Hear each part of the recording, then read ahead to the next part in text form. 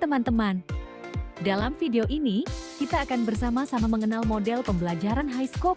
Yuk, kita mulai petualangan belajar kita.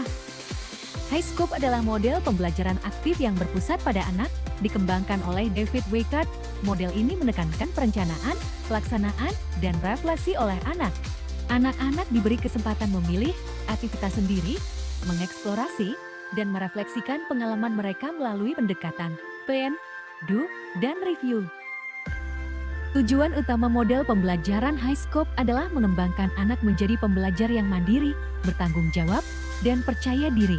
Agar pembelajaran HiScope berjalan efektif, kelas harus disiapkan dengan baik. Penataan ruang kelas dalam model pembelajaran HiScope dirancang untuk mendukung kemandirian, eksplorasi, dan partisipasi aktif anak. Berikut adalah elemen penting dalam penataan ruang kelas model HiScope. Dinding kelas dihiasi dengan karya anak-anak, seperti gambar atau kolase, serta dokumentasi kegiatan yang menunjukkan proses belajar mereka. Kalender kegiatan juga dipajang untuk memberi informasi kepada anak dan orang tua. Dekorasi dipilih secara selektif agar tidak terlalu ramai, sehingga suasana kelas tetap nyaman dan mendukung konsentrasi belajar. Setiap area dan benda di kelas dilabeli dengan gambar dan tulisan yang jelas, agar anak mudah mengenali, mengingat, dan menggunakannya secara mandiri. Label ini juga membantu perkembangan literasi awal dan pemahaman konsep ruang dalam lingkungan yang terstruktur. Ruang kelas dibagi menjadi beberapa area belajar yang memiliki fungsi spesifik dan batas yang jelas, seperti area bahasa dan membaca, area musik dan gerak, area balok, area bermain peran, area seni, area sains dan penemuan. Selanjutnya, semua bahan dan alat ditempatkan dalam jangkauan anak, dengan label bergambar untuk memudahkan pengambilan dan pengembalian.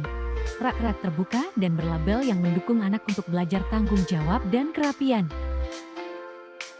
Penataan ruang kelas tidak hanya menciptakan suasana yang nyaman dan terstruktur, tetapi juga mendukung pelaksanaan strategi inti HiScope, yaitu proses plan, do, dan review.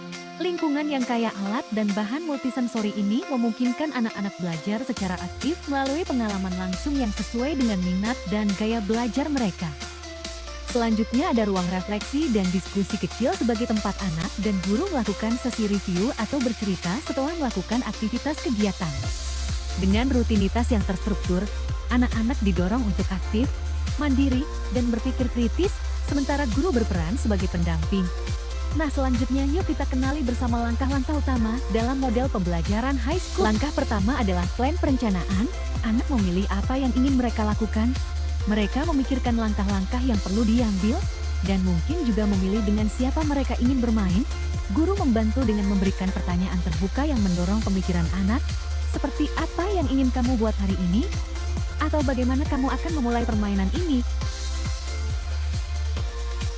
Langkah kedua adalah do pelaksanaan. Anak mulai melakukan apa yang telah mereka rencanakan. Mereka aktif dalam eksplorasi dan kegiatan yang dipilih. Guru mendampingi dan memberikan dukungan saat dibutuhkan, tetapi memberi kebebasan anak untuk bereksperimen dan belajar melalui pengalaman. Langkah ketiga adalah review atau refleksi. Setelah kegiatan selesai, anak merefleksikan apa yang telah mereka lakukan. Mereka bercerita tentang pengalaman mereka, menjelaskan apa yang berhasil dan apa yang tidak. Guru mendengarkan dan memberikan kesempatan bagi anak untuk berpikir lebih dalam tentang apa yang telah mereka pelajari. Setelah melakukan refleksi, anak-anak dapat memulai siklus lagi dengan merencanakan aktivitas baru. Proses plan do review ini membentuk siklus berkelanjutan yang memperkuat keterampilan pemecahan masalah, kreativitas, dan kemampuan berpikir kritis anak. Setiap model tentu punya kelebihan dan kekurangan. Ada beberapa kelebihan dan kekurangan dari model pembelajaran HiScope. Kelebihannya: 1. Meningkatkan kemandirian dan rasa percaya diri anak. 2. Anak belajar memecahkan masalah sejak dini.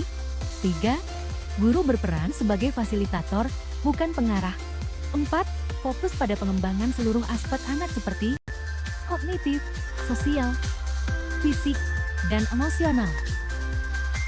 Kekurangannya: 1. Membutuhkan guru yang terlatih khusus. 2. Kurang cocok bila lingkungan kelas tidak mendukung kemandirian. 3. Memerlukan waktu dan sumber daya lebih untuk perencanaan kegiatan. Nah, Itu dia teman-teman, kita sudah belajar tentang model pembelajaran Highscope. Sampai jumpa di video berikutnya ya.